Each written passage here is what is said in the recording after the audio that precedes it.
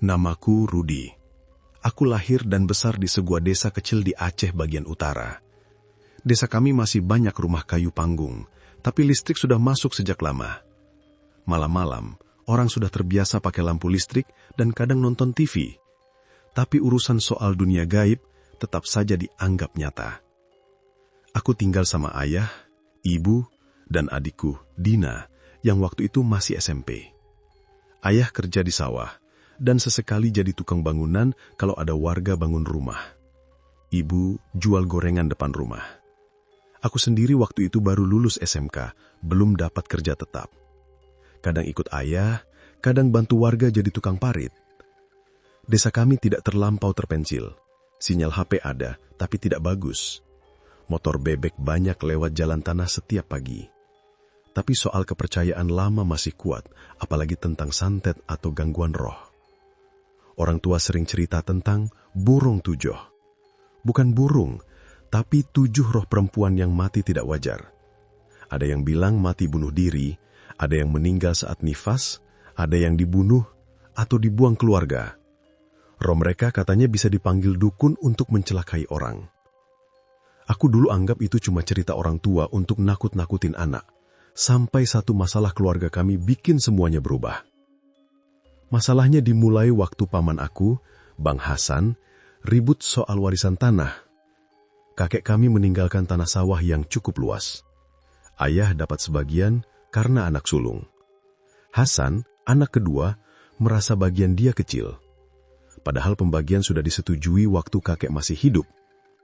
Tapi setelah kakek meninggal, Hasan mulai ribut. Dia datang ke rumah kami siang-siang, bawa nada suara tinggi. "Kau sengaja mau makan semua tanah itu ya?" katanya ke ayah. Ayah jawab, "Ini sudah sesuai yang abang sendiri setujui dulu." Hasan makin naik darah. "Jangan sombong kau. Kalau kau nggak bagi lagi, jangan salahkan aku kalau nanti ada yang datang." Aku ada di situ waktu dia bilang itu. Ibu langsung tarik aku dan Dina masuk. Suasana jadi tegang. Hasan pergi sambil mengumpat dan menendang sandal ke arah kandang ayam kami. Sejak hari itu, ayah malas keluar rumah kalau nggak penting. Ibu sering bilang, orang marah boleh, tapi kalau sampai mengancam pakai kata-kata begitu, itu bahaya. Seminggu setelah kejadian itu, hal-hal aneh mulai muncul.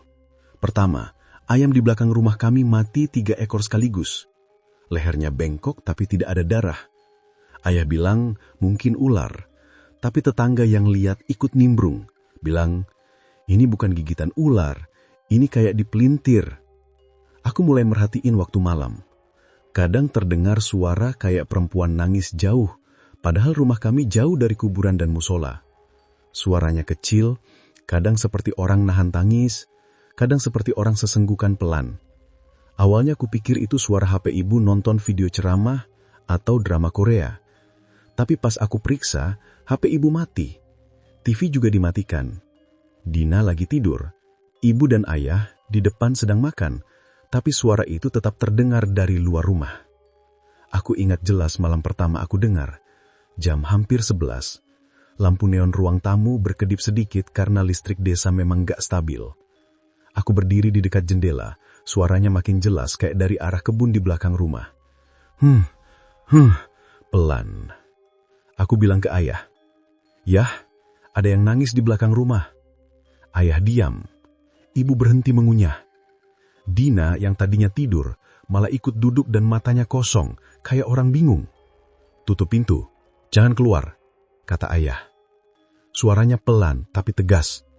Itu pertama kalinya aku lihat ayah takut.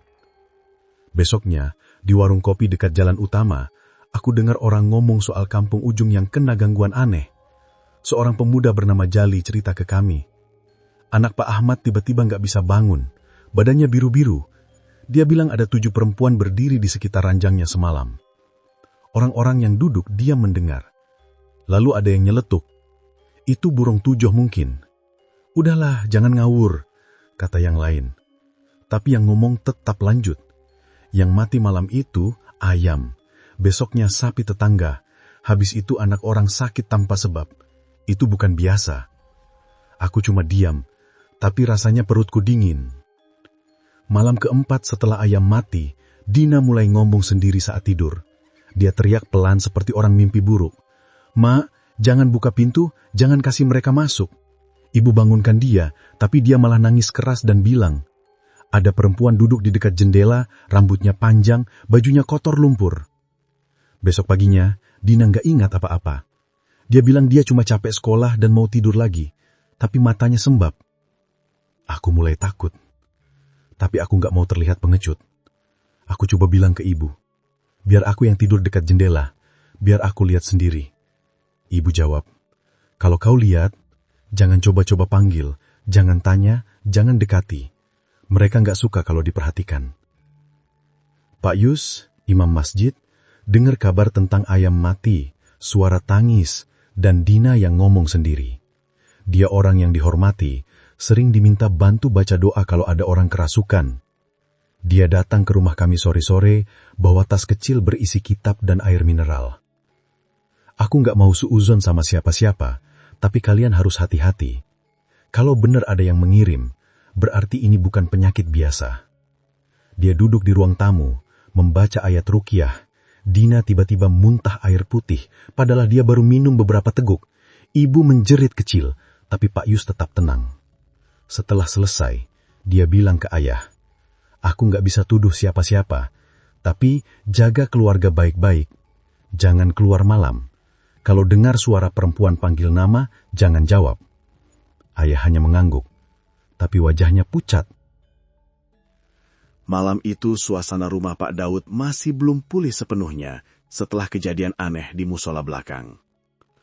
Lampu-lampu di ruang tamu dibiarkan menyala sampai subuh. Tidak ada yang tidur nyenyak. Istrinya hanya duduk di ruang tengah sambil memeluk sajadah. Di kamar, anak mereka, Rahma, tidur gelisah. Kadang mengigau seperti sedang bicara dengan seseorang. Paginya, Rahma turun dari kamar dengan wajah pucat. Matanya sayu seperti tidak tidur semalaman. "Mak, tadi malam ada yang ketuk jendela kamar," katanya pelan. "Burung?" tanya ibunya. Bocah itu menggeleng. "Bukan, bunyinya kayak kuku, bukan paruh." Perkataannya membuat suasana langsung diam. Pak Daud memandang istrinya, lalu ke arah jendela rumah yang menghadap kebun kosong belakang. Semalam mereka tidak mendengar apa-apa, tapi Rahma tidur di dekat dinding yang paling dekat dengan kebun itu. "Jangan cerita sama orang lain," kata Pak Daud tegas. "Nanti dikira kita percaya tahyul." Tapi di luar rumah, rumor sudah tersebar. Pembicaraan warga mulai berubah arah. Sudah bukan soal tanah warisan lagi. Mereka mulai bicara tentang burung tujoh. Di Aceh, khususnya di beberapa daerah pedalaman seperti desa tempat keluarga Pak Daud tinggal, cerita tentang burung tujoh tidak pernah benar-benar hilang. Orang tua dulu bilang mereka bukan burung. Mereka adalah 7 arwah perempuan yang meninggal tidak wajar karena fitnah, perang, atau kekerasan pada masa konflik Aceh dengan militer beberapa dekade lalu. 7 perempuan itu tidak dikafani wajar, tidak dimandikan, dan sebagian jasadnya bahkan hilang. Karena itu, roh mereka tidak tenang. Orang percaya mereka berubah menjadi sesuatu yang bukan manusia. Mereka bukan bunian, bukan pocong, bukan kuntilanak. Mereka 7 roh perempuan, berjalan berurutan, kadang bersuara seperti perempuan menangis, kadang hanya terdengar derap kaki di atas genteng. Kepercayaan ini muncul kuat tahun 90-an saat kondisi Aceh masih rawan. Beberapa rumah dilaporkan dihantui suara perempuan tertawa di sumur. Ada juga cerita anak-anak meninggal setelah melihat 7 bayangan di sawah waktu subuh. Kini, setelah konflik selesai dan keadaan Aceh membaik, rasa takut itu pelan-pelan hilang.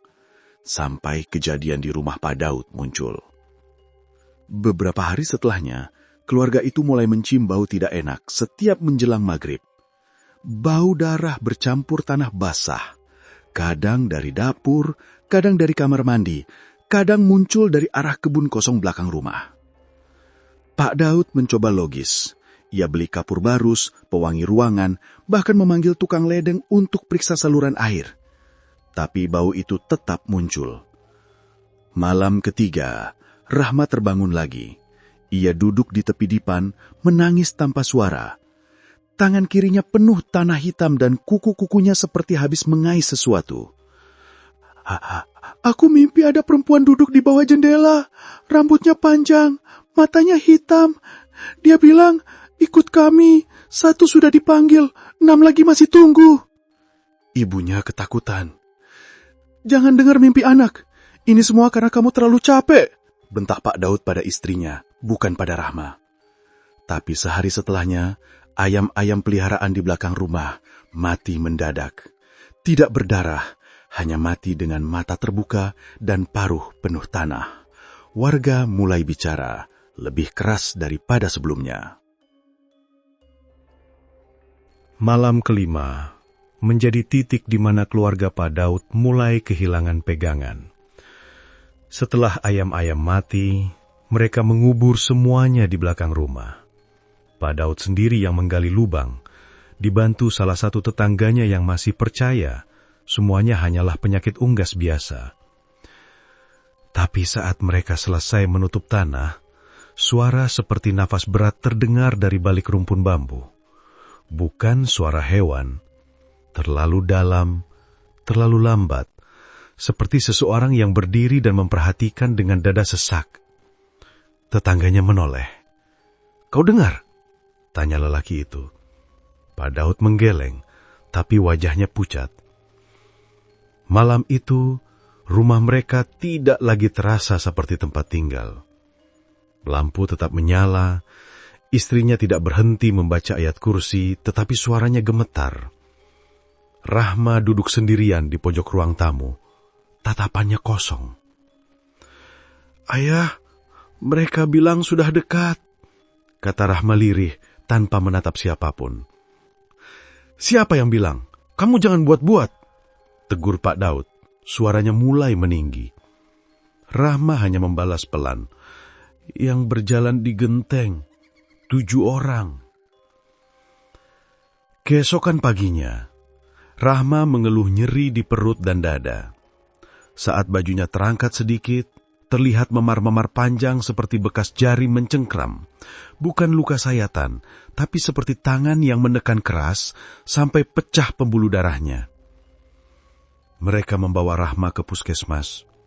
Dokter tidak menemukan apa-apa, hanya bilang stres berat, mungkin dia takut atau tertekan. Tapi malam harinya, saat lampu kamar dimatikan, Rahma menjerit keras. Pak Daud dan istrinya berlari. Mereka melihat anak itu berdiri menghadap jendela kamar yang terbuka. Tangan Rahma menempel di kaca. Jari-jarinya berdarah karena menghantam kaca dari dalam. Aku nggak mau ikut mereka," teriaknya. Ibunya memeluk Rahma. Pak Daud langsung menutup jendela dengan papan kayu dan paku. Tidak ada yang tidur lagi malam itu. Di luar jendela, terdengar suara langkah pelan di atas atap. 7 langkah. Berjalan perlahan, hilang di ujung genteng. Tidak ada angin, tidak ada kicau burung. Hanya atap yang berderak seperti diinjak seseorang yang berat tubuhnya tidak seharusnya ada. Malam ke-17, rumor tentang keluarga Pak Daud makin kuat. Beberapa warga mulai takut mengunjungi mereka. Anak-anak dilarang bermain dekat rumah itu. Bahkan ada yang mulai berbisik, "Itu bukan sekedar gangguan biasa, itu burung 7. Kalau sudah menandai rumah, salah satu akan dibawa." Seorang ustaz tua datang malam itu. Ia membawa air yang sudah dibacakan doa dan beberapa helai daun bidara. Ia tidak banyak bicara, hanya melihat ke sekeliling rumah, terutama ke arah kebun belakang. "Saya hanya bisa bantu semampu saya. Tapi ingat, ini bukan sihir kiriman. Ini dendam lama. Bukan kita yang panggil. Mungkin ada yang tidak sengaja mengguncangkan tempat mereka." Pak Daud bingung. "Maksud Pak?" Ustaz itu menunjuk pohon besar di belakang rumah yang baru saja ditebang sepekan lalu oleh adik ipar Pak Daud untuk perluasan kandang ayam. Pohon itu Di akar-akarnya, dulu tempat dikuburkannya jenazah salah satu dari 7 perempuan itu. Tidak dimakamkan layak, tidak disolatkan. Mungkin dia marah. Istri Pak Daud menutup mulutnya, menahan tangis. Mereka baru ingat, adik ipar Pak Daud sempat bercerita dengan ringan. Tanah di situ keras, sulit sekali digali, sudah mulai digarap beko. Pukul 2 dini hari, Pak Daud memeluk Rahma erat-erat di ruang tamu. Tubuh anak itu kaku, matanya tetap terbuka ke arah pintu belakang. Istrinya duduk di lantai sambil terus membaca ayat dengan suara parau, tapi telapak tangannya gemetar. Ketukan di kaca dapur berhenti, lalu berpindah ke pintu belakang. Krek, krek, krek. Suara seperti kuku menyeret kayu, pelan tapi panjang. Seolah yang mengetuk tidak terburu-buru, seperti tahu bahwa yang ada di dalam rumah tidak punya tempat lari. "Jangan jawab," bisik istrinya. Tapi Rahma tiba-tiba tertawa kecil. Bukan seperti dirinya. Suara tawanya mirip suara anak kecil yang sedang mengejek. Wajahnya tetap menghadap pintu, tanpa berkedip. "Mereka sudah di dalam," katanya pelan. Pak Daud spontan menoleh ke seluruh ruangan. Tidak ada apa-apa. Tapi layar TV menyala sendiri. Kali ini menampilkan gambar seperti tanah basah, gelap, dengan suara napas perempuan yang tersengal. Terdengar suara seperti perempuan bernyanyi pelan. "Lah, jih mate, jih tinggal." Lagu itu adalah bahasa Aceh Wama. Ibunya langsung menjatuhkan kitab kecil dari tangannya. Air muka berubah pucat. Itu bukan lagu orang hidup," katanya lirih. Pagi datang tanpa ada yang tidur. Rahma demam tinggi, tapi bukan seperti demam biasa. Suhu tubuhnya turun naik cepat. Kadang panas seperti terbakar, kadang dingin seperti mayat. Saat ibunya mengganti baju Rahma, darah segar menetes dari punggung anak itu. Ada bekas seperti 7 garis melintang, seperti dicakar, tapi bukan di kulit luar. Bekas itu seperti muncul dari dalam. Urat-urat merah pecah, darah seakan keluar dari pori. Pak Daud berniat membawa anaknya ke rumah sakit di kota. Mereka naik mobil pick-up milik tetangganya. Tapi baru beberapa menit keluar desa, Rahma berteriak kencang seperti dicabik sesuatu dari dalam. Brak! Rahma mendorong pintu mobil dan melompat ke tanah berpasir. Lengannya berdarah karena gesekan batu. Pak Daud berlari menghampiri. Tapi Rahma tidak menangis. Ia malah berdiri, melihat ke arah hutan kecil samping jalan. "Mereka panggil aku, sudah tidak bisa lari." Mata Rahma lurus ke satu titik di hutan gelap, seperti ada seseorang berdiri di dalam pepohonan. Pak Daud memeluk anak itu dan memaksanya kembali masuk ke mobil. Tapi saat mereka sampai rumah lagi, baru terpikir satu hal. Rahma tidak lagi berkedip sejak tadi. Hari ke-7 setelah kejadian pertama di kandang ayam, warga desa mencium bau tidak sedap di sekitar rumah Pak Daud. Bukan bau bangkai ayam, ini seperti bau mayat yang sudah lama dikubur lalu dibongkar. Sebagian warga yang awalnya menuduh Pak Daud terkena guna-guna, kini justru takut mendekat. Mereka hanya melihat dari jauh, dari jalan depan. Tiba-tiba Rahma keluar dari rumah, kakinya telanjang, pakaiannya lusuh, rambutnya menutupi wajah. Ia berjalan lurus ke tengah jalan desa. Beberapa ibu yang melihat langsung mundur. Rahma berhenti, lalu mengangkat wajah. Matanya sepenuhnya hitam. Mulutnya bergerak, suaranya 2 lapis. Suara Rahma dan suara lain, lebih tua dan serak. 6 sudah menangis, 1 belum. Lalu ia tersenyum. Tidak seperti seseorang yang sedang sakit, tapi seperti seseorang yang baru memenangkan sesuatu. Malam itu, Ibu Rahma jatuh pingsan sambil memegang perut. Pak Daud membawanya ke kamar. Saat baju bagian perutnya terangkat, Terlihat ada benjolan kecil bergerak di bawah kulit, seperti ada sesuatu merayap dari rusuk ke dada. Ibu Rahma muntah darah. Bukan darah segar, tapi hitam pekat seperti lumpur dari kuburan. Tubuhnya kejang. Matanya melotot ke langit-langit seolah melihat sesuatu yang orang lain tidak bisa lihat. Ampunkan anakku, jangan ambil dia. Itu kata terakhirnya sebelum tubuhnya diam tanpa gerak. Pak Daud menjerit, tapi Rahma yang berdiri di pintu hanya berkata datar, "Satu sudah selesai." Jenazah Ibu Rahma tidak diurus malam itu. Tidak ada satupun warga yang berani masuk ke rumah. Lampu rumah tetap menyala, tapi tidak ada lagi bacaan ayat. Hanya suara lalat yang berkumpul dan suara kayu kamar yang berderit sendiri. Rahma duduk di sisi ranjang. Tangannya mengusap wajah ibunya yang sudah dingin. "Tinggal 6, katanya pelan. Pak Daud terduduk di lantai, memeluk lutut, wajah basah oleh air mata dan keringat. Setelah meninggalnya Ibu Rahma, rumah itu seperti tidak lagi punya orang hidup. Jenazahnya dibaringkan begitu saja di kamar, tanpa dimandikan. Tidak ada yang berani membantu. Pak Daud mencoba menghubungi pihak menausah, tapi beberapa orang hanya bilang, "Tunggu pagi, kami lihat dulu, kalau masih bisa." Tapi pagi datang, dan jenazah itu belum juga disentuh siapapun. Rahma tidak menangis. Ia duduk di lantai dekat ambang pintu kamar. Tubuhnya menghadap ke arah jenazah ibunya. Tangannya yang kecil memegang tasbih milik ibunya, tapi jari-jarinya bergerak seperti menghitung sesuatu, bukan membaca doa.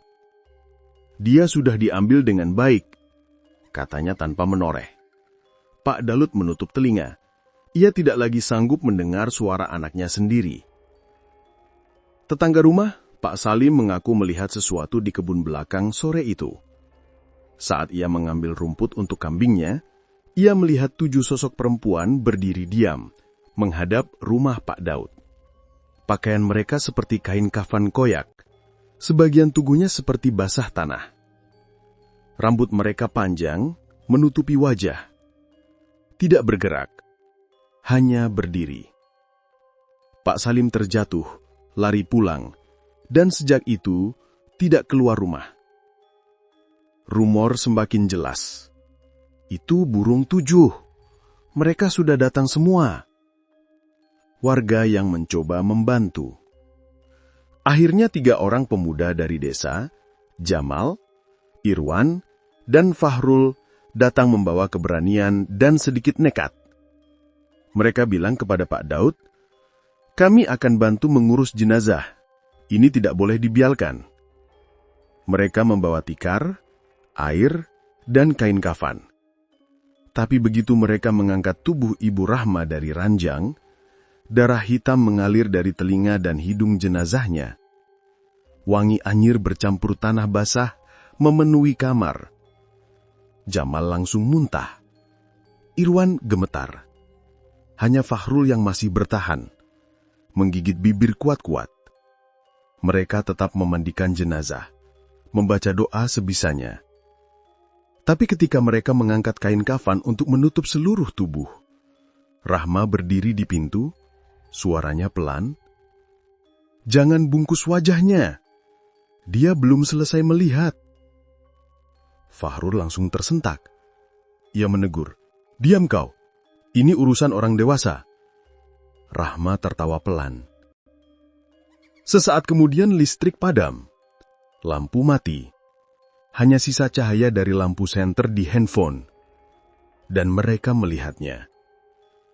Wajah Ibu Rahma yang seharusnya sudah diam, kini matanya terbuka perlahan. Bola matanya memandang ke atas. Bukan ke langit-langit, tetapi ke arah mereka yang masih hidup.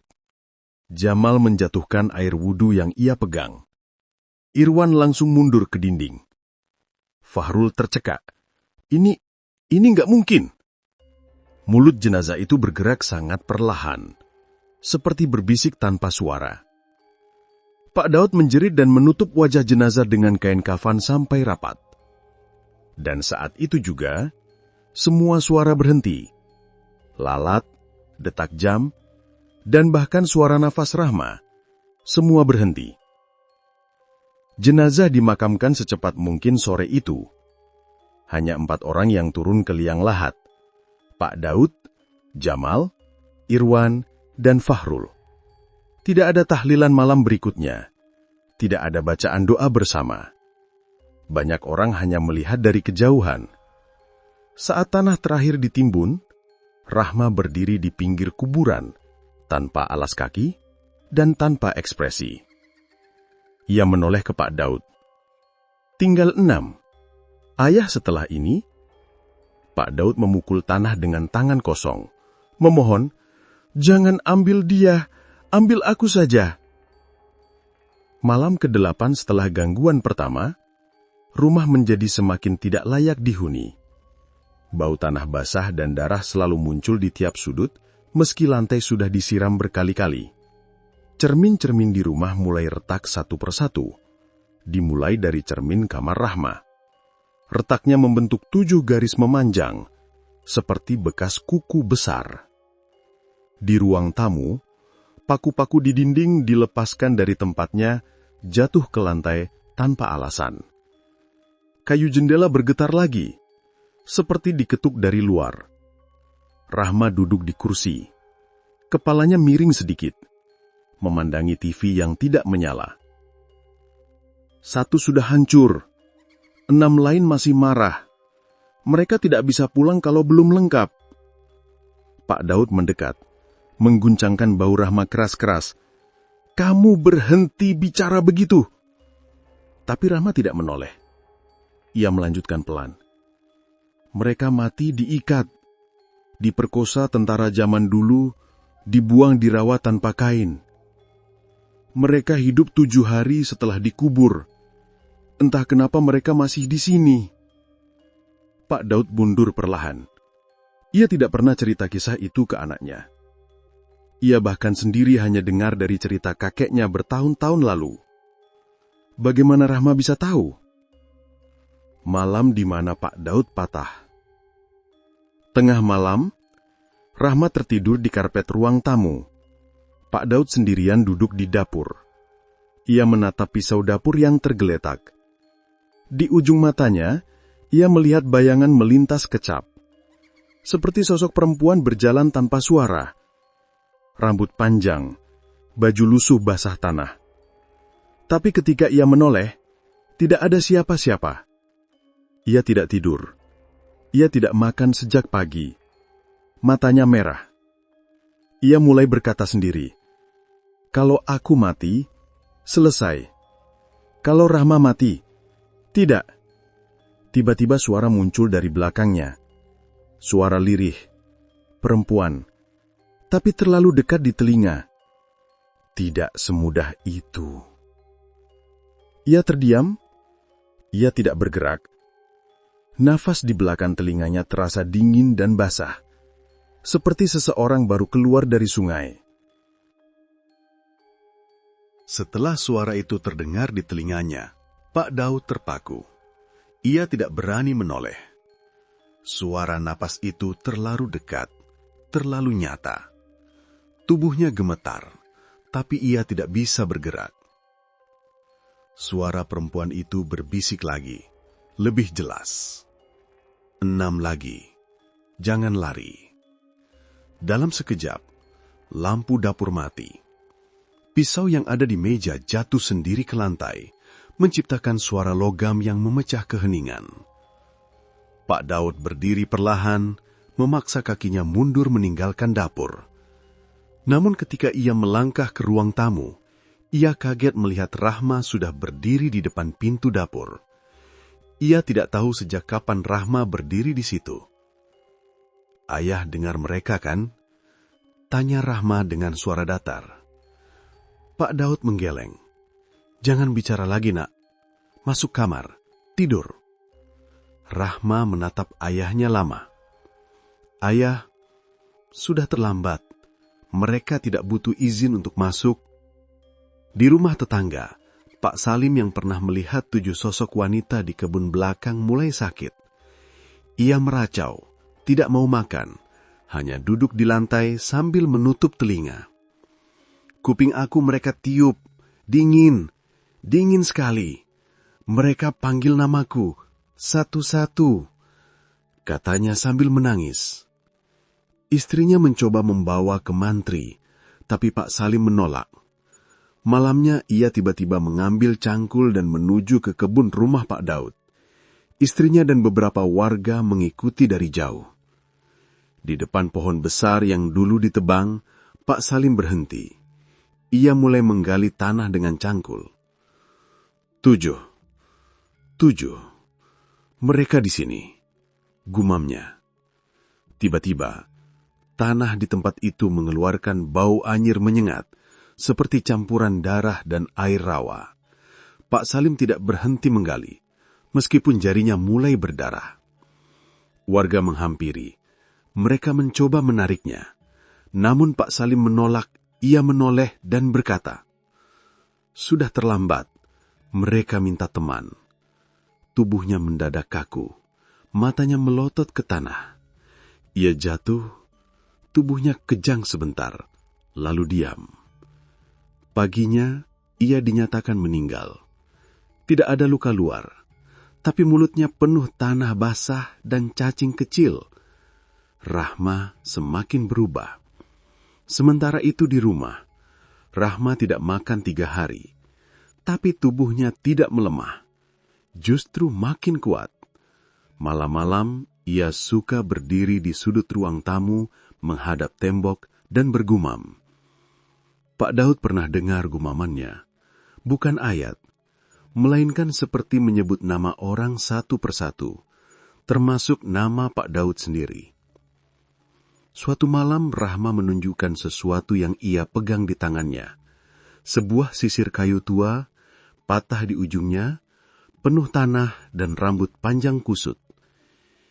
Ini punyanya yang pertama mati waktu itu, yang rambutnya dipotong sama tentara Aceh Belanda. Dia masih cari rambutnya. Pak Daud terpaku. Sisir itu bukan milik siapapun di rumah. Tidak ada yang tahu dari mana Rahma mendapatkannya. Jenazah kedua, Irwan, salah satu pemuda yang membantu memandikan jenazah ibu Rahma, tiba-tiba jatuh sakit. Kulit punggungnya memar ungu seperti bekas jari. Ia mengigau saat tidur, menyebut angka 7 berkali-kali. Suatu pagi ibunya menemukan Irwan duduk di kamar mandi, menatap cermin yang retak.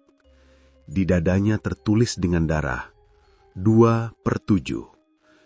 Tidak ada yang tahu darah dari mana, tapi Irwan sudah tidak bernyawa. Bola matanya putih, seperti mendidih. Warga terkejut, tapi diam. Tidak ada yang berani menyebut kata burung 7, meskipun semakin jelas. Pak Daud mulai hancur. Pak Daud tidak keluar rumah selama 2 hari setelah mayat Irwan ditemukan. Ia duduk di luar kamar, di samping pintu, sambil memegang Al-Quran. Tapi ia tidak lagi membacanya. Ia hanya memeluknya.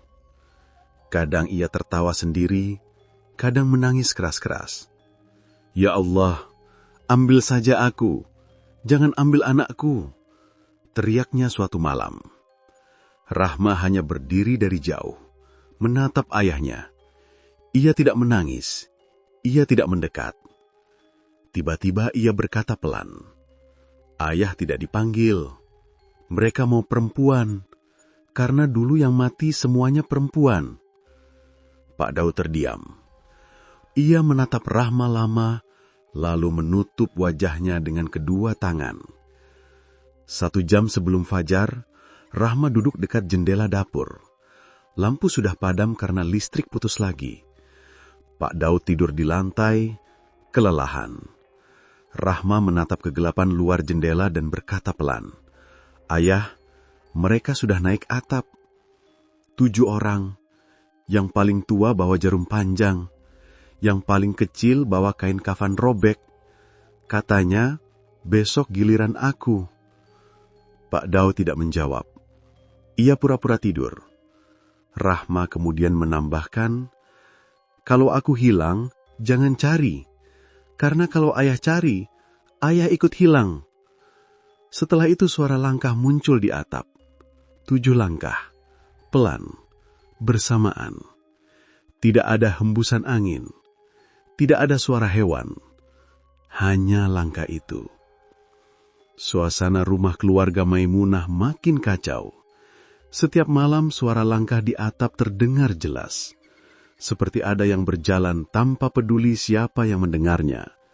Kadang disusul suara perempuan tertawa pendek, terkekeh di langit-langit, lalu hilang tiba-tiba. Tidak ada satupun yang bisa menemukan sumber suara itu. Lantai dan dinding tetap dingin. Tak ada jejak. Tapi semua orang tahu itu bukan suara manusia. Hamzah, menantu Maimunah, mulai kehilangan kesabaran. Ia skeptis, tidak percaya penuh dengan hal mistis meskipun ia lahir di Aceh. Tapi sejak anaknya Zahra sering terbangun di tengah malam dengan tubuh gemetar, menyebut ada 7 perempuan di jendela. Ia tidak punya jawaban lain. Malam itu Hamzah duduk di ruang depan sambil membawa parang. Ia tidak tidur. Cahaya lampu minyak membuat bayangan wajahnya tampak keras. Setiap bunyi kecil dari luar, tangannya langsung menggenggam gagang parang. Di ruang dalam, Maimunah sedang membaca ayat-ayat Al-Quran pelan. Namun bacaannya sesekali terhenti karena rasa mual dan pusing kembali datang tiba-tiba, seperti tekanan tak terlihat di dadanya. Hana, cucu tertua, duduk di samping neneknya sambil menahan ketakutan. Nek, kalau ini memang burung 7, kenapa mereka datang ke sini? Maimunah diam lama sebelum menjawab. Mereka datang bukan karena suka-suka. Ada yang memanggil. Ada yang mengirim mereka untuk membalas dendam. Siapa, Nek? Hana bertanya. Maimunah tidak sempat menjawab karena tiba-tiba lampu minyak di sudut ruangan padam sendiri. Tidak ada angin. Tapi api itu mati seketika. Dalam gelap, terdengar suara seperti napas seseorang. Dekat, berat, dan panas. Hamzah berdiri dari kursi, parang di tangan, matanya menyisar ruangan. Tapi tidak ada siapapun. Suara napas itu datang lagi, lebih jelas, dari arah jendela. Zahra menjerit dari kamar, suaranya tinggi dan panik. Hamzah langsung berlari, membuka pintu kamar, dan mendapati Zahra memandang ke jendela dengan mata melebar ketakutan. Ayah, mereka berdiri di luar. 7 orang. Hamzah menoleh ke arah jendela. Di balik kaca buram, ia tidak melihat dengan jelas, tapi ada bayangan-bayangan tinggi berdiri diam. Tubuh seperti perempuan. Rambut panjang menjuntai, tapi wajahnya tidak terlihat. Tidak bergerak, tidak berkedip, hanya berdiri menatap ke dalam kamar. Hamzah cepat-cepat menutup tirai, menggendong Zahra, lalu keluar dari kamar dengan napas berat. Besok paginya, Maimunah memanggil seorang tengku dari desa sebelah. Namanya Tengku Umah. Ia dikenal paham mengenai ilmu ruqyah dan kisah makhluk gaib dalam adat Aceh. Setelah mendengar penjelasan, Tengku Umah berkata tegas, "Ini bukan sekadar gangguan jin biasa. Ini burung 7. Mereka tidak akan muncul tanpa alasan. Mereka tidak dipanggil oleh orang sembarangan. Pasal dalam sejarah Aceh kuno memang menyebut bahwa burung 7 adalah 7 ruh perempuan yang mati secara tidak wajar. Beberapa versi menyebut mereka korban perang. Ada yang menyebut mereka korban kekerasan dalam rumah tangga. Ruh mereka tidak tenang, dan sebagian dukun memanfaatkan itu sebagai alat santet. Mereka tidak berbentuk burung. Nama burom berasal dari bahasa Aceh lama, berarti roh yang dikirim terbang, bukan burung secara fisik." Hana bertanya, "Kalau begitu, siapa yang bisa memerintahkan mereka?"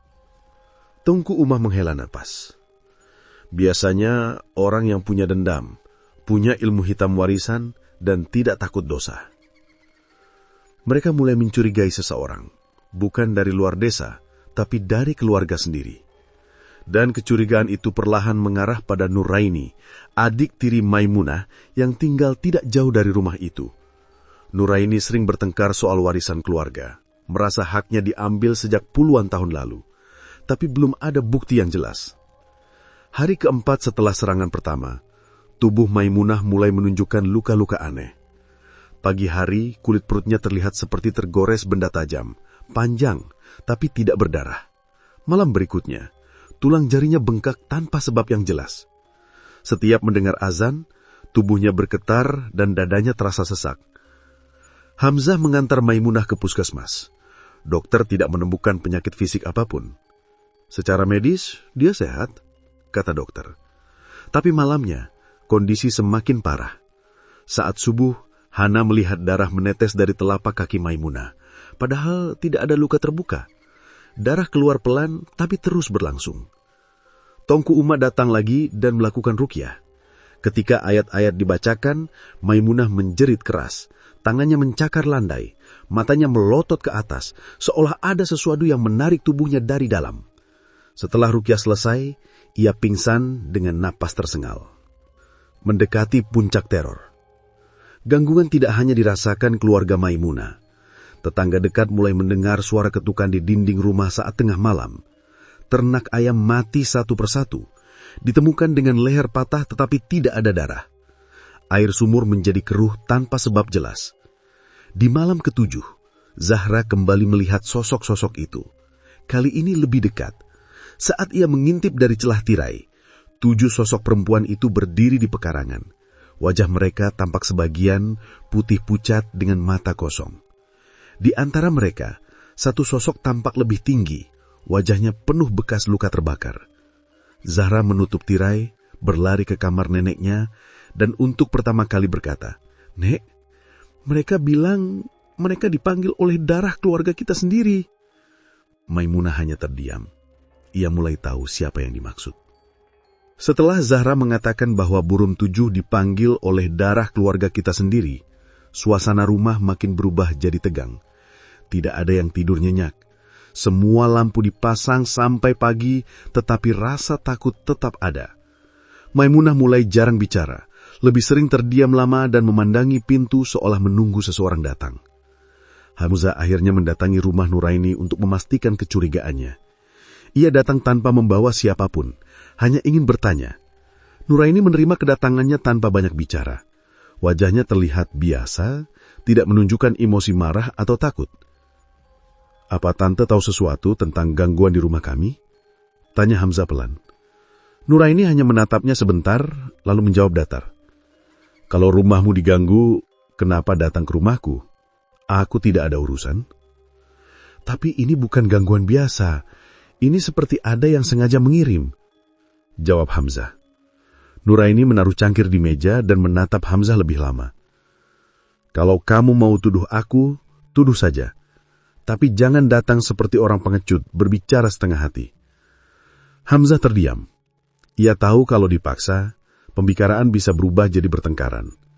Ia berdiri, pamit, dan pergi tanpa jawaban yang memuaskan. Malam berikutnya, kondisi fisik Maimunah menjadi jauh lebih buruk. Saat duduk, ia merasa seperti ada sesuatu bergerak di bawah kulit tangannya. Hana melihat langsung. Urat di lengan neneknya seperti bergerak sendiri, berpindah dari pergelangan ke siku, seperti ada benda hidup merayap di dalamnya. Maimunah menggigit kain untuk menahan sakit, tetapi air matanya tetap keluar. Zahra yang berdiri di sudut ruangan berkata pelan, "Mereka bilang itu baru permulaan. Mereka suruh nenek mengakui kesalahan masa lalu." "Itu maksudnya apa, Hana?" Panik. Zahra menggeleng dengan air mata. "Mereka cuma bilang ada janji yang dilanggar. Ada darah yang tidak pernah ditebus." Tongku Uma datang ke rumah malam itu juga. Ia membawa air yang sudah dibacakan doa. Maimunah diberi minum, dan selama beberapa menit tidak terjadi apa-apa. Tapi tiba-tiba ia muntah darah, bukan sedikit, tapi seperti air merah tua mengalir deras. Di lantai darah itu menggumpal dan membentuk bau seperti besi karat. Hana dan Zahra menjerit. Hamzah mencoba memapam Maimunah agar tetap duduk, tapi tubuhnya dingin, mata terpejam, dan bibirnya bergerak seolah mengucapkan sesuatu tanpa suara. Tongku Uma memeriksa nadi Maimunah. Masih ada denyut, namun lemah sekali. Kalau ini dibiarkan, dia tidak akan bertahan lama, kata Tongku Uma. Setelah kejadian itu, Maimunah meminta bertemu dengan anak dan cucunya saja, tanpa orang lain. Wajahnya pucat, napas masih tersengal, tetapi ia memaksa bicara. Ada hal yang tidak pernah kalian tahu. Katanya pelan. Dulu, sebelum ayah kalian lahir, aku dan Nuraini bukan hanya bertengkar soal warisan. Ada perjanjian keluarga yang aku langgar. Hamzah sambil bersandar di dinding menunggu penjelasan. Maimunah melanjutkan. Waktu itu, ibu kami sakit keras. Seorang dukun datang dan bilang hanya dengan syarat tertentu, ibu bisa diselamatkan. Kami diminta mengorbankan sesuatu. Nuraini tahu, aku yang setuju. Tapi setelah ibu sembuh, aku batalkan syarat kedua. Aku tidak mau ada darah yang tertumpah.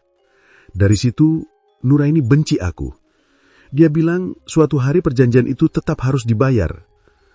Hana mendengar penjelasan itu sambil menggenggam tangan neneknya. Jadi, Tante Nuraini panggil Burom Tujuh untuk balas dendam? Maimunah tidak menjawab secara langsung. Ia hanya menoleh ke jendela dan berkata, mereka datang bukan hanya karena disuruh.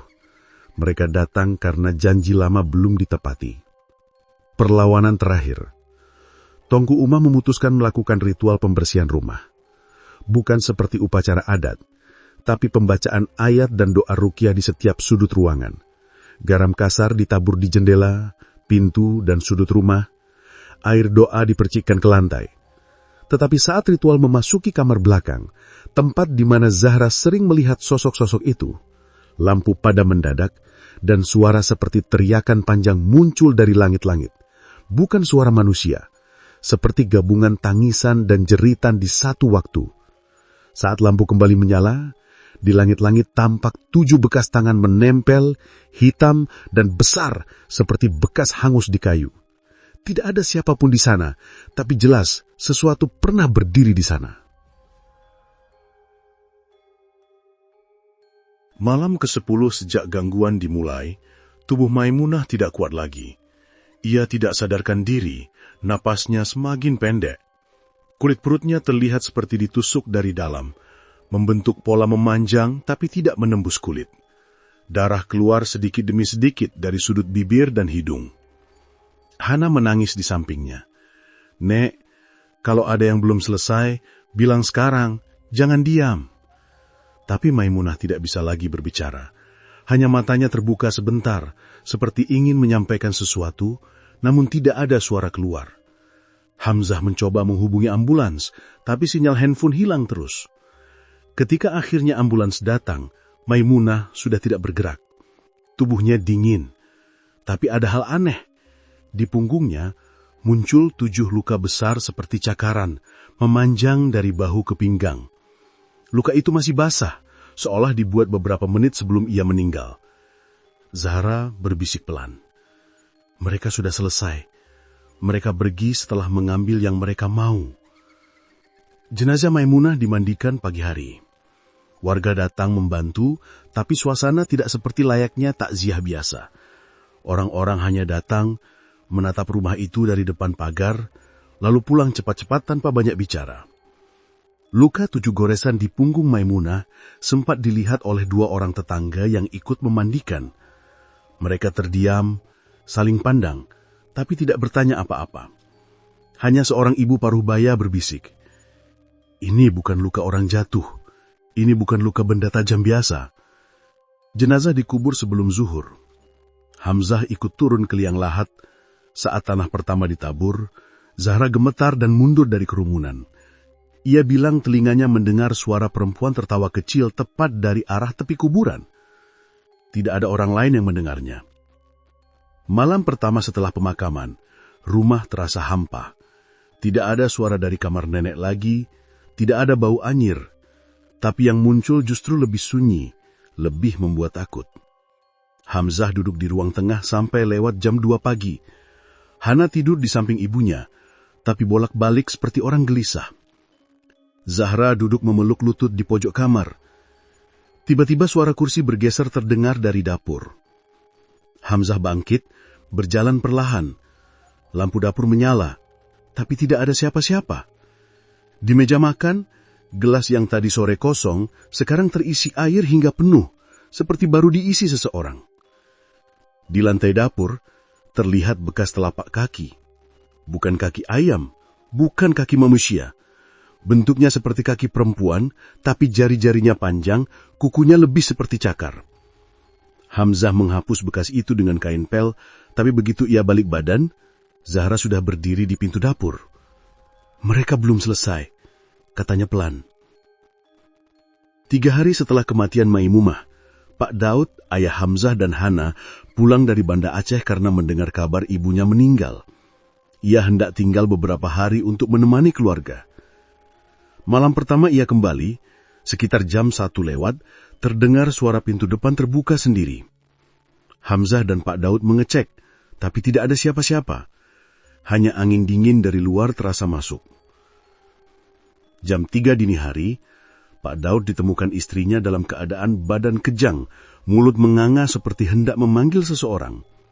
Di langkai dekat tempat tidurnya, ada darah tipis membentuk lingkaran. Saat dibawa ke rumah sakit, dokter bilang kemungkinan serangan jantung atau stroke. Tapi Hamzah melihat sendiri, ada 7 titik lebam membentuk pola garis dari perut ke dada belakang ke meja ayahnya. Paginya, Pak Daud meninggal dunia.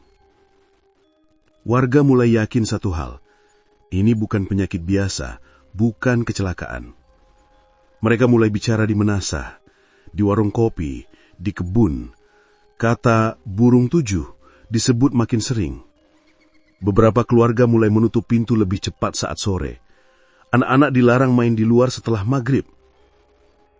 Setelah 2 kematian, Hamzah jadi lebih pendiam. Ia jarang keluar rumah. Ibunya beberapa kali jatuh pingsan karena tekanan mental. Hana jadi pemurung, sulit tidur, dan sering teriak kalau lampu tiba-tiba mati. Zahra kadang bicara sendiri.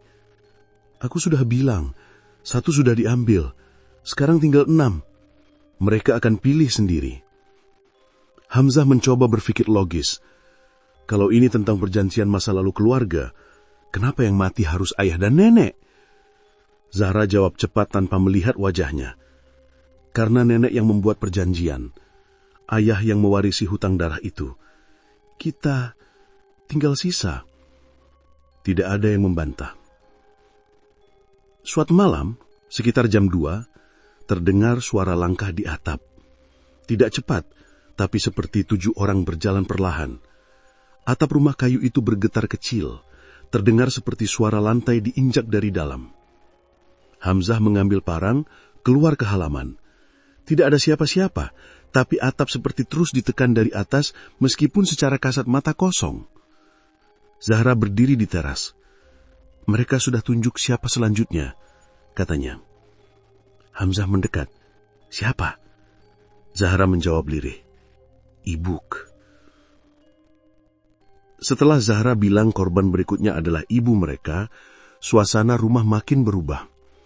Ibu Hamzah dan Hana, Sulastri, jadi lebih sering merasa sesak napas dan mengeluh badan seperti ditarik ke bawah setiap kali hendak tidur. Ia bilang, kasurnya seperti ada tangan yang menarik dari bawah. Hana memaksa ibunya tidur di ruang tengah bersama mereka. Selama 3 malam, lampu tidak pernah dimatikan, tapi gangguan tetap datang. Malam keempat, jam 2 lebih sedikit, Sulastri terbangun dengan suara sendok jatuh dari dapur. Ia keluar kamar sendirian, walau Hana sudah bilang jangan. Hamzah yang tidur di kursi panjang ikut dengar suara itu. Ia bangun dan menyusul ke dapur.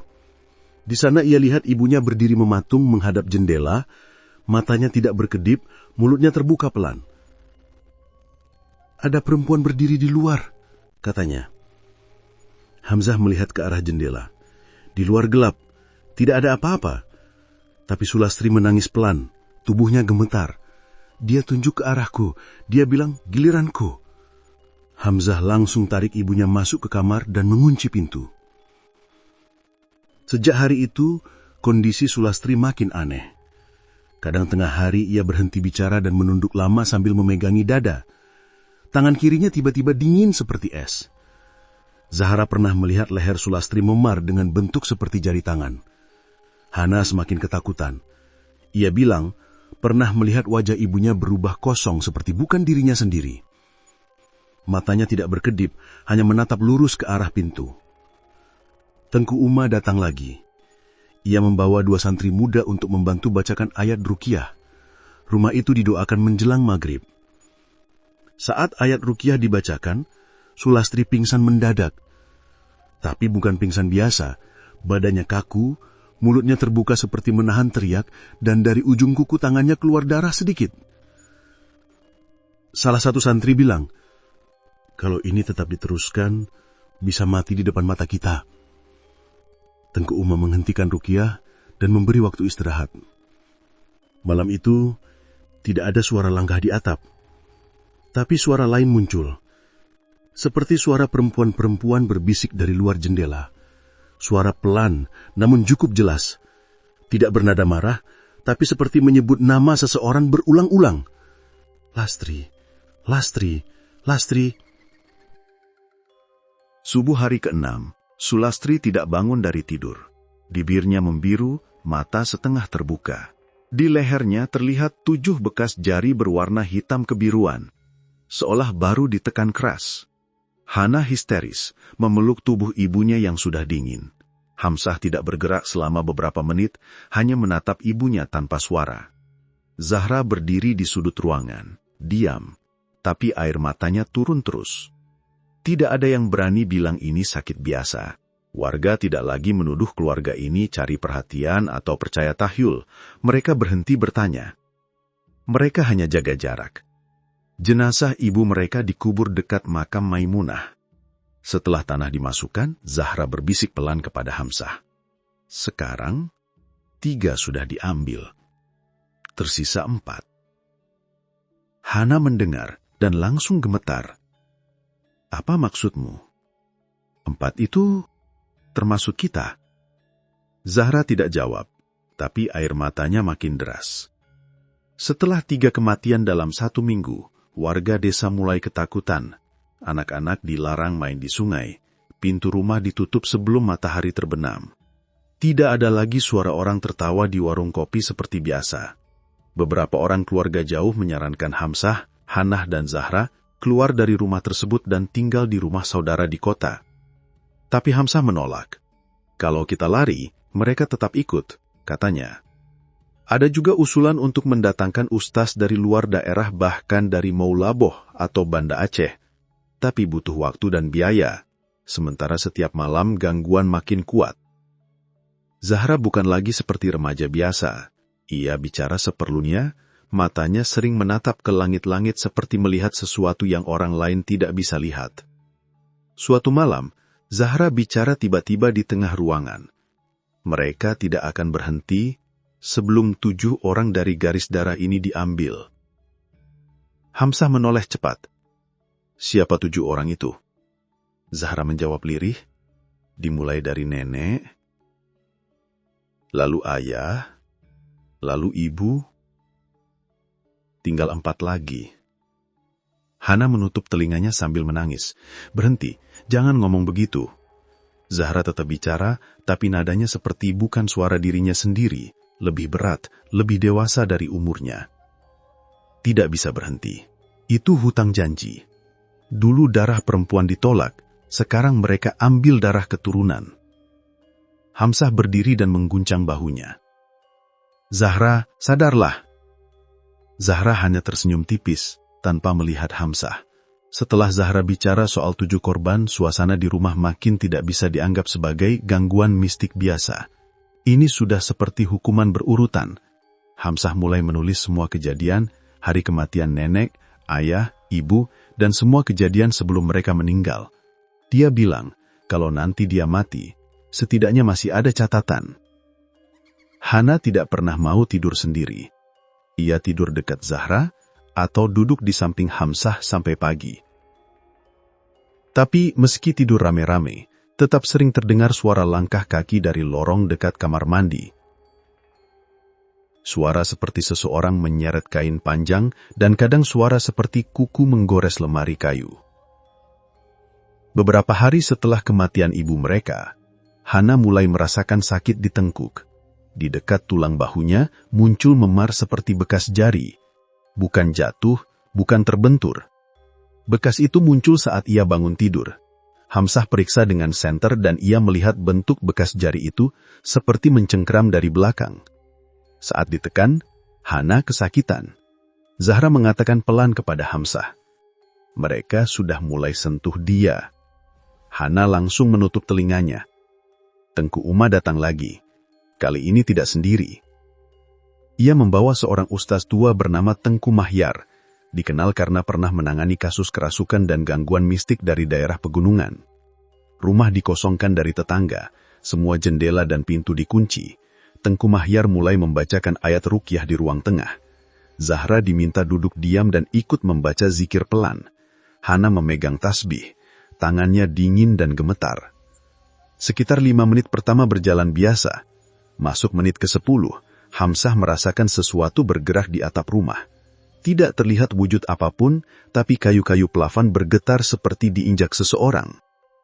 Kemudian suara lantai atas mengeluarkan bunyi, duk, duk, duk, 7 kali. Teratur, perlahan.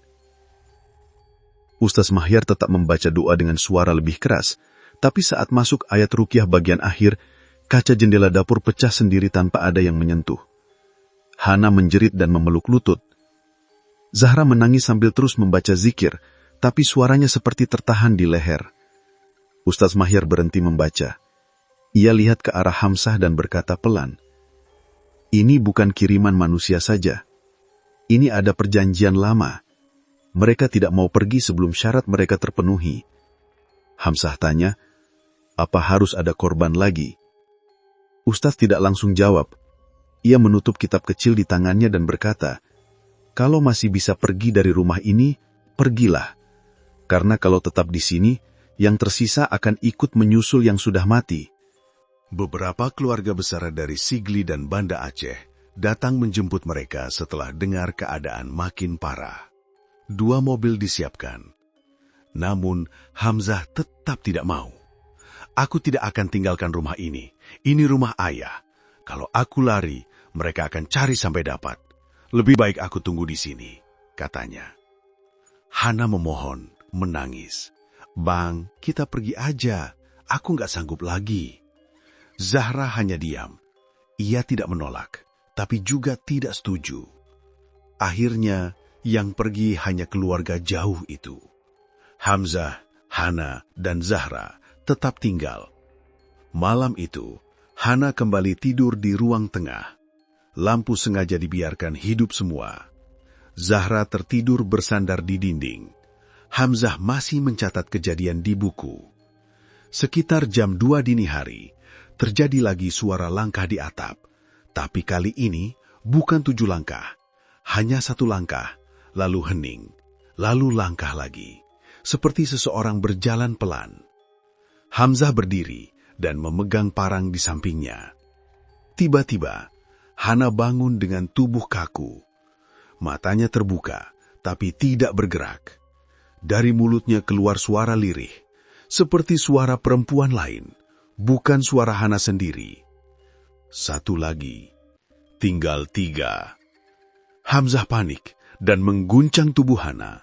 Tapi tubuh adiknya itu dingin, bibirnya membiru, dan dari hidungnya menetes darah tanpa henti. Hana meninggal sebelum subuh. Di lehernya ada bekas 7 jari, sama seperti ibunya. Pemakaman Hana dilakukan cepat, tanpa banyak orang. Hanya beberapa warga dan pihak menausa. Zahra tidak banyak bicara. Wajahnya pucat. Bola matanya seperti merah karena kurang tidur terlalu lama. Hamzah berhenti mencatat berita. Ia duduk di beranda rumah sampai malam, memandangi jalan kosong. "Kalau giliran kita, jangan takut katanya ke Zahra. Zahra hanya berkata, "Mereka bilang, 1 akan hidup, 1 harus jadi saksi." Hamzah bertanya, "Saksi buat apa?" Zahra memandangnya lama. "Biar orang lain tahu, burung 7 itu bukan cerita buat nakut-nakutin anak. Mereka nyata. Pak Yusuf semakin tertekan. Sudah 2 orang pemuda yang berani mengusik tanah wakaf itu mati tidak wajar. Warga mulai berprasangka buruk. Tapi anehnya, mereka bukan menuduh orang luar. Mereka justru saling tuduh di dalam desa. Aku tahu ini pasti ulah keluarga si Anwar. Dia punya dendam sama keluarga Azwar waktu pemilihan ketua dusun dulu, kata seorang bapak di warung kopi. Bodoh kau, ini bukan urusan manusia, ini burung tujoh. Kau lihat sendiri, darah yang keluar dari telinga si Faisal sebelum mati, itu bukan kerja manusia, timpal yang lain. Isu makin liar. Ada yang bilang, keluarga yang menginginkan tanah itu sengaja memanggil dukun dari PDA, seorang wanita tua yang terkenalnya bisa berhubungan langsung dengan burung tujo. Malam itu, Pak Yusuf didatangi oleh 3 warga yang panik. Abdul Karim, menantu Pak Imam. Usman, pemuda masjid. Nur Aini, istri dari Faisal yang meninggal. Nur Aini menangis sambil membawa kain berlumur darah berwarna hitam pekat. Pak, ini keluar dari mulut Faisal.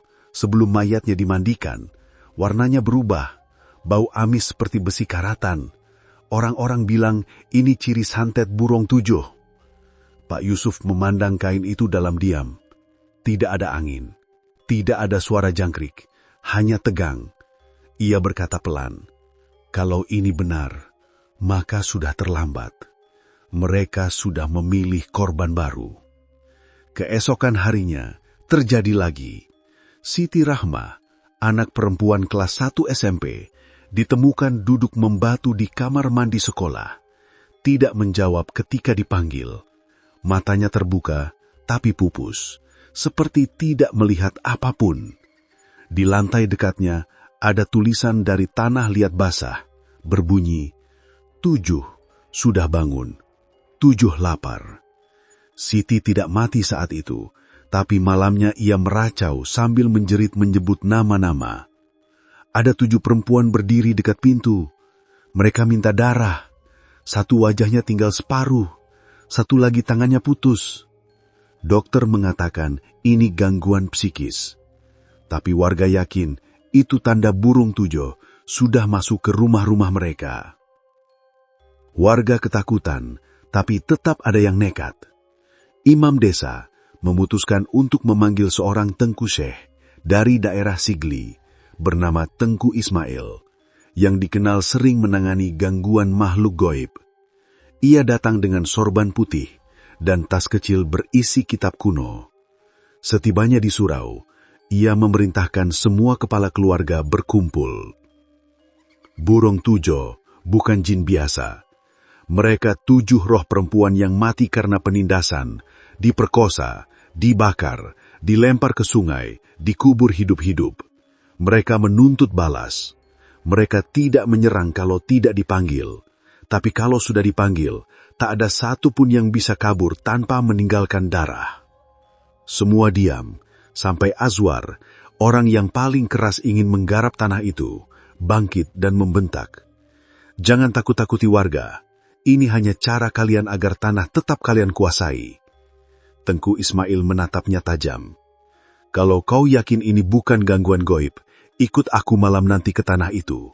Kalau tak terjadi apa-apa, aku sendiri yang akan bilang tanah itu bisa dikelola. Azwar menyetujuinya dengan kesombongan. Malam uji nyali, di tanah terlarang. Yang hadir, Tengku Ismail, Azwar, Pak Yusuf, Usman, 2 pemuda lainnya, Rijal dan Adi. Mereka duduk melingkar, membaca ayat-ayat suci. Tidak ada angin berembus atau gaya bahasa puitis. Semua nyata dan keras. Suara dedaunan patah diinjak, kayu terbakar untuk penerangan, dan bau tanah lembab yang menusuk. Sekitar jam 12.37 malam, api unggun redup sendiri. Tidak ada tiupan angin, cahaya padam seperti disiram, gelap total. Seseorang berbisik, "Tengku, ini normal?" Belum sempat dijawab, Terdengar bunyi langkah-langkah tanah berisik seperti banyak kaki kecil mengepak. Bukan burung, lebih seperti kain basah diseret, atau kuku menyentuh tanah. Lalu muncul 7 sosok di antara pepohonan. Tidak jelas seluruh tubuh, tapi cukup untuk membuat jantung pecah. Rambut panjang menutupi wajah. Wajah retak seperti kaca. Leher terbuka seperti pernah digorok. Tangan hanya tinggal tulang. Perut membuncit dan meledak, keluar air hitam. Tubuh penuh kain kafan terbakar. Kepala terbalik menghadap ke belakang. Rijal jatuh ke tanah, muntah darah. Azwar terpaku. Mulut bergetar tidak bisa bicara. Sosok keempat, yang tangan tinggal tulang, mendekat ke Azwar, mengulurkan bagian yang tersisa, seperti meminta sesuatu. Azwar spontan mundur. Tapi ia tersandung dan jatuh mengenai kayu tajam di tanah. Menancap tepat di lehernya. Darah menyembur. Tidak ada yang menyentuhnya, tapi semua melihat jelas. Wajah keempat sosok itu seperti tersenyum.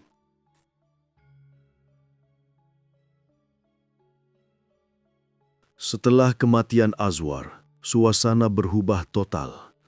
Mereka tidak sempat memindahkan mayatnya malam itu. Semua terpukul, beberapa muntah, yang lain hanya terduduk tidak sanggup bicara. Tengku Ismail berkata pelan, namun tegas. Kita tidak sentuh mayatnya sampai subuh. Kalau kalian berani, silahkan angkat sekarang. Tapi kalau kalian tarik jasadnya di waktu seperti ini, mereka akan ikut masuk ke tubuh siapa saja yang menyentuhnya. Tak ada yang berani. Mereka hanya menutupi tubuh Azwar dengan kain goni dan mundur menjauh. Bau anyir darah bercampur bau tanah basah membuat kepala pusing, tapi tak satu pun yang bergerak pulang. Mereka duduk dengan mata terbuka sampai azan subuh terdengar dari kejauhan. Begitu matahari muncul, barulah jasad Azwar diangkat. Tapi kejadian itu bukan akhir, melainkan awal dari malapetaka yang lebih parah. Korban kedua, Rijal. 3 hari setelah kejadian di Tanah Wakaf, Rijal, salah satu pemuda yang ikut malam itu, ditemukan meninggal di dalam kamarnya. Tapi bukan kematian biasa. Ibunya histeris, warga datang. Tubuh Rijal terbujur di lantai, tapi yang membuat semua merinding, kulit wajahnya sobek seperti dicakar 7 jari panjang. Di atas lantai tertulis dengan darah, darah belum cukup. Tak ada yang berani. Mereka hanya menutupi tubuh Rijal dengan kain goni dan mundur menjauh.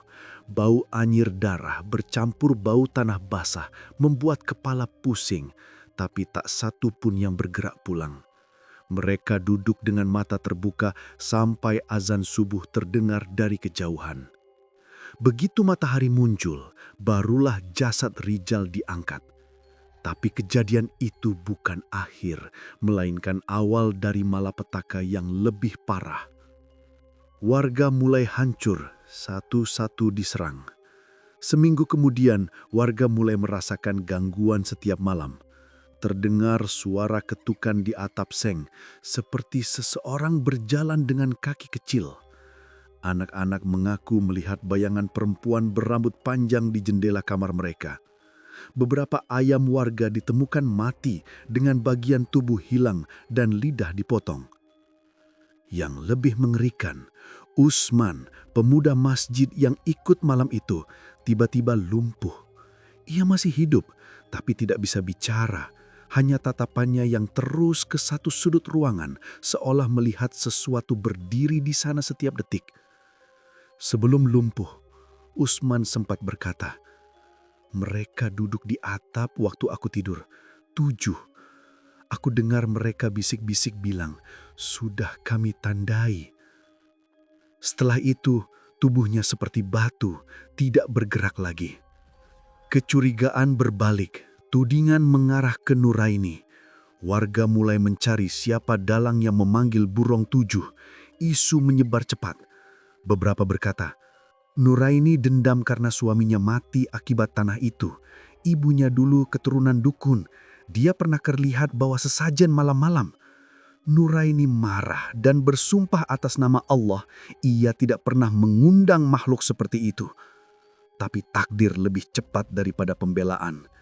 Malam Jumat, Nuraini ditemukan terkapar di ruang tamunya. Tubuh masih hidup, tapi perutnya robek seperti dicarik dari dalam dan kedua matanya hilang.